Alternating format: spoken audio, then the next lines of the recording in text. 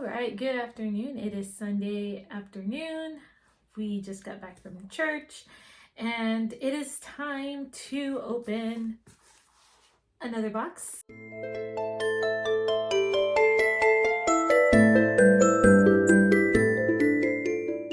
This has been pretty fun going through and doing the segments and everything. So I'm hoping that this time I will get one of my books. If you saw in the previous video, I actually got finally one of my prompts, and that was in box 4. So this prompt is going to be for the verse, O come ye to Bethlehem. So to come to Bethlehem. So the prompt is 3 or more people on the cover.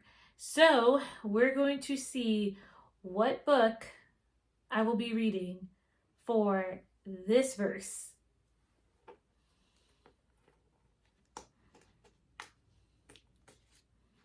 Okay.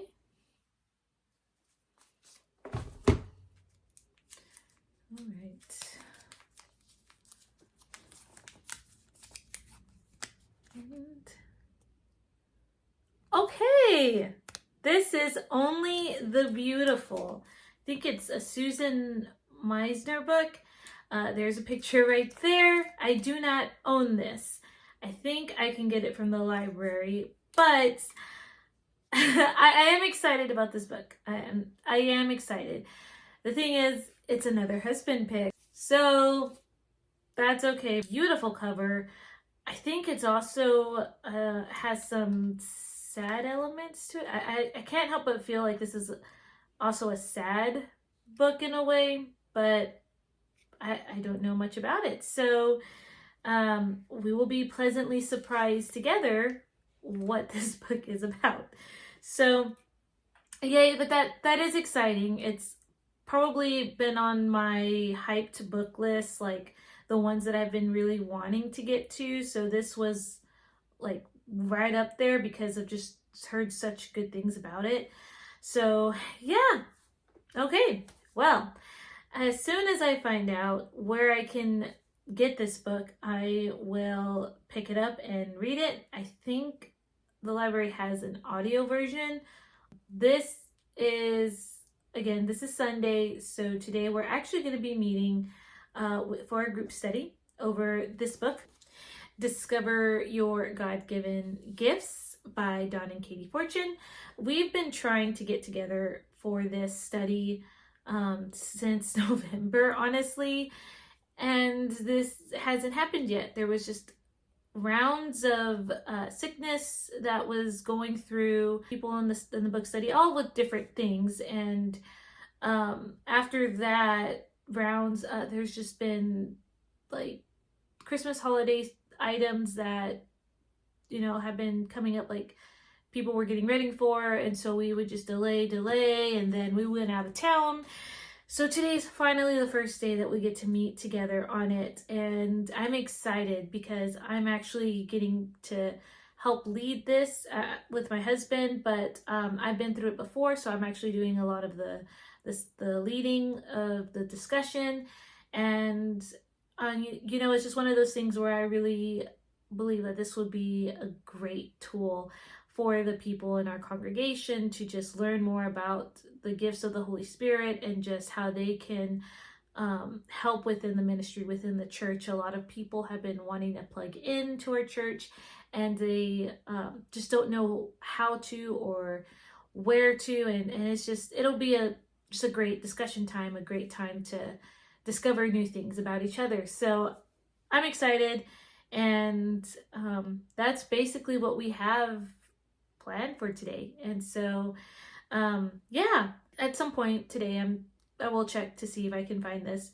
I'm sure I can go and make plans if the library is closed today, which I'm not really sure if they're closed on Sundays, but if they are, then I can make that plan to go tomorrow. And in the next segment, hopefully I will have a short review on this for you. So I will see you guys in another segment.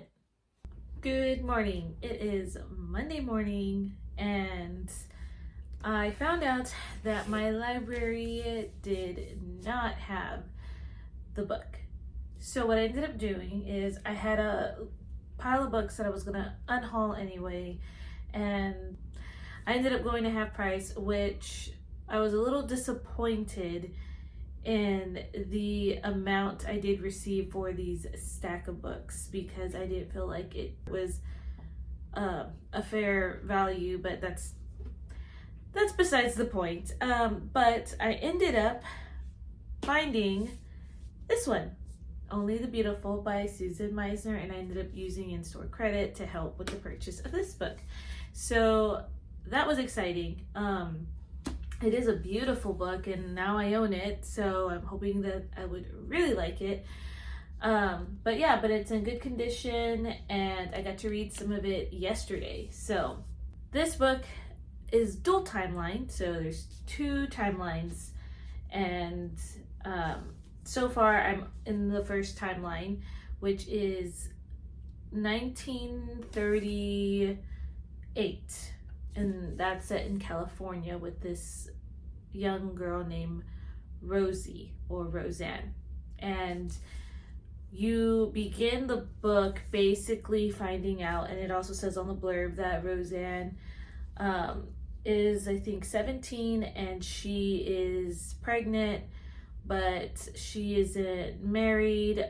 She is an orphan. You find out really early on what happened to her parents and little brother. It was actually really sad, and I was very caught off guard how that, how the story began. But she is the wine dresser's daughter, so I don't really know much about like vineyards or wine, or like wine dressers, or what that entails. She basically is taken in by the people who own the vineyard, and you know that she is pregnant, and these people give her over to a person of the state, and the person of the state is going to take her to another location, I guess, for people, they say people like her. So you also find out that she sees in color when she hears certain sounds. I'm not really sure what the term is used for that, but when she hears certain sounds, she sees certain colors, and she has this secret, and that no one's supposed to know, but somehow that's found out, and so she's taken to this place, like almost like an asylum, or like a place for people who are mentally ill, or I think disabled too, so some location, and she does not want to be there, so she's trying to find a way to get out. So you have no idea who the father is, although you can speculate from hints that she drops here and there. It's kind of got that mystery with it. And so that's the first timeline. And the second timeline, according to the blurb, it will happen in 1947, and this is in Europe, and we'll follow Helen Calvert, which is a woman who is related to the family that she stayed with. They were the Calverts. Rosie stayed with the Calverts for like a year before, she was sent away. And so she had corresponded with the sister to Mr. Calvert. So her name is Helen. So that's where we are in the book. Rosie is at this asylum place. That's what I believe that it's called. So it says it's a home for the infirm. So yes, caring for the mentally encumbered, the epileptic, the physically disabled, and the psychopathic delinquent. So that's the place where she said.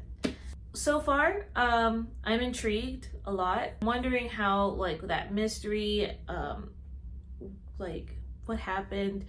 You get bits and pieces, even within the timeline that Rosie is in. The chapters, how it's written, like from Rosie's point of view, you see like currently what happened in 1939, and then the next chapter is like before in 1938, and then you kind of go back and forth even between that timeline with Rosie. So I'm intrigued. I do plan on finish reading some more today. This is a thicker book, so it's like 380 pages, so almost 400 pages, but it is reading quite fast. So hopefully I'll get through this book pretty quickly. Today on the agenda is, well, hubby actually has jury duty today, so hopefully he gets out soon. He doesn't get selected and he can get out soon, and then, you know, it'll be a nice day for us to hang out together. I will see you guys in another segment. All right, so actually this next segment that we're about to do is going to be a mini wrap up. I contemplated whether or not if I was just gonna do this as a separate video, but to be honest, it would be a pretty short separate video and I didn't see a point to doing it as a separate video. So we are just going to put this in the vlog, but I'm gonna go over my November wrap up. And like I said, it was pretty short because I've only read 4 books and 2 of those were a DNF. So let's just go through them briefly, but essentially, like I said, 2 were DNFs, 1 was a 3-star and 1 was a 5-star. So my November, you could see I was in a slump in November, just reading wise. So let's go ahead and talk about that first DNF. And this one is actually, I feel like, a very unpopular opinion, and I apologize, but it was True to You by Becky Wade. I am not a contemporary romance reader, and I think this is when I really, like, for sure figured out that it's really hard for me to find a contemporary romance that I actually enjoy because it's not a favorite genre for me. And so True to You is actually part of a series, and you're following this sister, I think her name is Nora, and she helps people find like their genealogy, I think, but it's a cute setting. It's a very cute town that's described, very historical.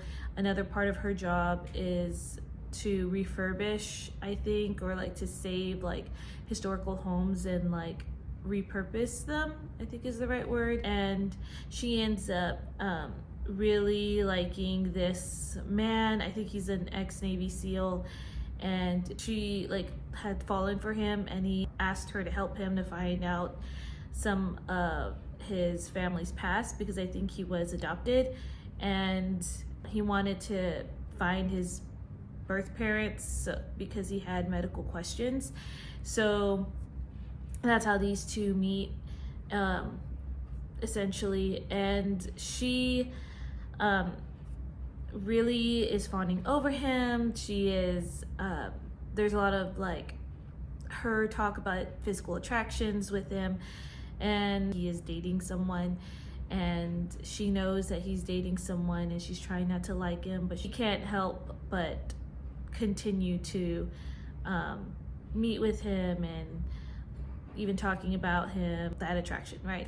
So I wasn't too fond of the storyline, and then on top of that, it was a little boring. So there were some parts that I was not interested in. That was a DNF, unfortunately. The second one I actually unhauled yesterday, and that was Roanoke, The Lost Colony by Angela Hunt.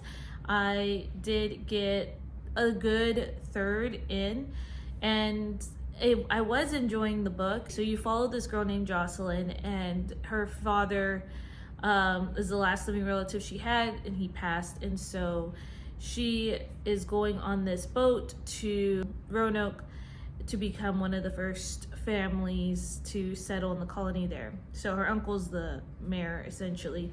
And there's a lot going on. There's a lot of different points of views, but essentially she ends up having a marriage of convenience with the minister, but he doesn't want to be a minister. Well, he kind of doesn't want to be a minister, but at the same time, he feels like he needs to be there because of God's calling him to. So that was interesting, because like that something happened in his past, but he left like his son behind. So that there's like, why would you leave your son behind to be in care with your wife's sister, and you're basically starting over in this new colony? So you don't really know what's going on with that yet. There's that whole mystery part. So, and then you see like what's happening with Native Americans in North America, with like these settlers coming over and how they're being treated. So you see some conflict there. So there's a lot happening in this book, a lot of points of view, and I think there was a point for me where I realized it got too violent for me, and I would say that Angela Hunt's books are like right on a borderline for me. So it's not like overtly like detailed or grotesque or violent, but it's like right on that border for me, to where I personally don't really like to read. So there was one scene in particular that did go a little into detail about how they found this one guy dead in the woods, and just the descriptions that were written, as well as the reactions that his poor son saw. The son, I think, was like 10 years old, or like right there around like preteen. Angela Hunt can really pull at your emotions, so it started to really affect me, and I figured that yes, even though she can really pull you into a story and she's a great writer, it's just not someone that I know that I would be reading from anymore, because I know how that could affect my emotions in a negative way, if that makes sense. And that's just for my personal taste. So I unhauled that book, and I had Jamestown, and I unhauled that one, and figured that that's probably a author that I would just not read from. And there's that. The next book was a 3-star read, and that one was Missing by Lisa Harris, and this is from the Nikki Boyd Files. This is the second book, and this one you follow Nikki, who is still looking for this angel abductor, and I think they call him Coyote in this book about this point, but she is looking for this missing woman, and they think it's a domestic issue, but it turns out they find 2 dead men in the house, and I think they find the husband dead, and then this woman is missing. So I liked the mystery aspect of trying to find like the angel abductor, yes, because I'm really curious about what happened to Nikki's sister, because Nikki's sister was taken 10 years prior to the story. However, again, it's the romance in this book. The romance is between the character's best friend's husband and her. So her best friend, you learn early on, had in the first book that she did pass away, and Nikki has been friends with her and the husband. And then now it's been a full year and a half or something, and like Nikki has had feelings for her best friend's husband, and she had not expected that. So that's not really my favorite type of trope.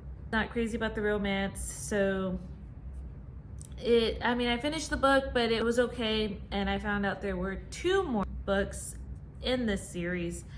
And if I didn't like the romance, I figured I was not really gonna like the next 2 books. So I decided that after this book that I was not gonna continue. I still do like Lisa Harris books. I just need to find the right ones because the other series that I read from her were really good. So Lisa Harris will still be a author I would read from. I love that it's fast paced and how she pulls like all these different mysteries. It does give you that sense of thrill, and it could almost feel like it can happen in real life, which is kind of scary too. But anyway, that one was 3 stars.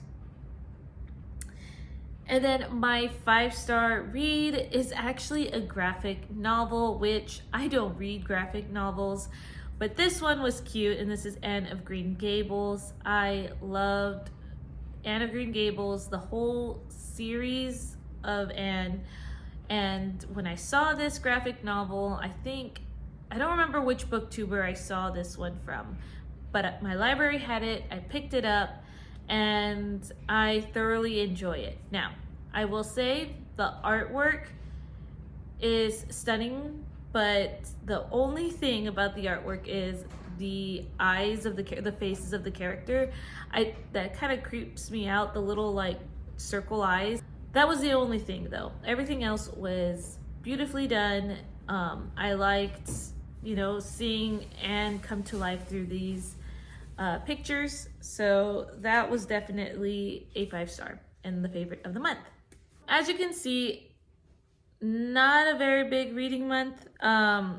As far as TBR goes, that went out the window. I mean, the only books that I had that were on my TBR that I've read were the Roanoke one and Missing. So I did not get to this book, but I did end up picking it anyway for my first vlog. So that one's finished, and it was part of Chantel's Read Your Bookshelf Challenge. So, it worked out. And then this book I did not get to at all, so that's gonna go back on the shelf. So for my husband's pick, he had fast-paced. He used this for his fast-paced pick, and that's Desolation Island. He actually just finished it today, which is in December, but we're gonna count it in this video because he did get through to that 100 mark. So that's all for this segment, and now I'm going to go and get started with the day. Talk to you in the next segment. Good afternoon. It is Tuesday, and I just came back from school, and I want to update you guys on this book. So, as you can see, that's how much I've read. So I'm not even a third. I'm 114, maybe a third, but I have decided to not finish this book. It was very intriguing. In fact, I was super curious to figure out who the father of this child was, what happened, and we haven't even gotten to the second main character of the book yet. So anyway, I decided to stop with this book because it was starting to get a little sad. What was going on in the institution, there were women that were undergoing a certain type of surgery, and you find out later what it is, and that was really sad. And that's kind of what we could see her fate could be if she doesn't get out, essentially, from this place. When you get to the part where Rosie is going back through her memories, and you find out the situation with her and she was raped, there was a detailed scene of how this interaction happened, and basically a little bit too much of that detail for my taste. And I decided that this was just not going to be a book for me, and just left it at that. So it's unfortunate because I really wanted to like this book, and I actually bought it. For some reason, I don't know why I thought that this was a Christian fiction book. For some reason in my mind, I really thought this was Christian fiction. So it blew my mind at first, and then when I looked up on Goodreads and all of that, I noticed that it wasn't. And so in a way I was like, oh, thank goodness, because I was very surprised. I guess that initial shock, like, why would Christian fiction write this? But it's not. It's not Christian fiction. So, yeah. And I guess I should have known all along, but it was blurbed by an author that I actually DNF'd 2 books from. So, and these other ones, I don't know who they are, but yeah. So I DNF'd it, and I will unhaul it because it doesn't need to be here, which is a bummer. That leaves this. I will still open the activity. It's O Come Ye, O Come Ye to Bethlehem. So it's going to either be my pick or my husband's pick, and it's supposed to be about an event that is happening around us that we'll get to go to. So let's go ahead and open number 6. Okay. So that's number 6. And so,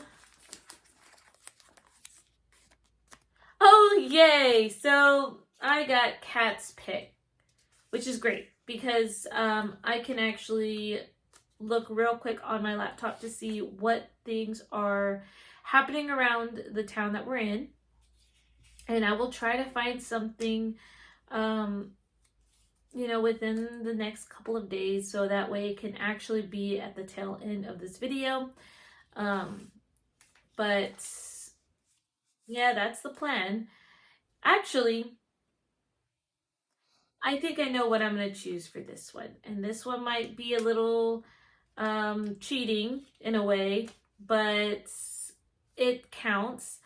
I actually got invited, which was really sweet, by 2 of my students.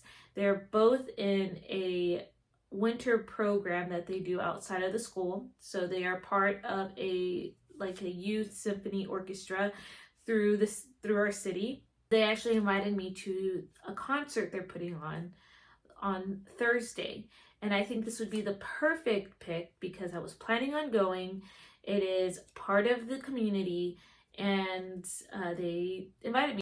Because they are younger students, I probably will not post that here, but I could take pictures of just my husband and I at this event, and that would just kind of be like, we proved we're there, right?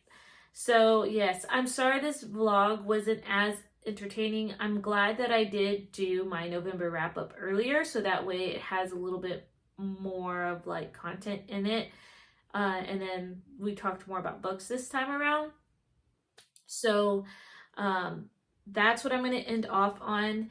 And I really do hope that you guys are having a great rest of your December. And I will talk to you in another one. Bye, guys.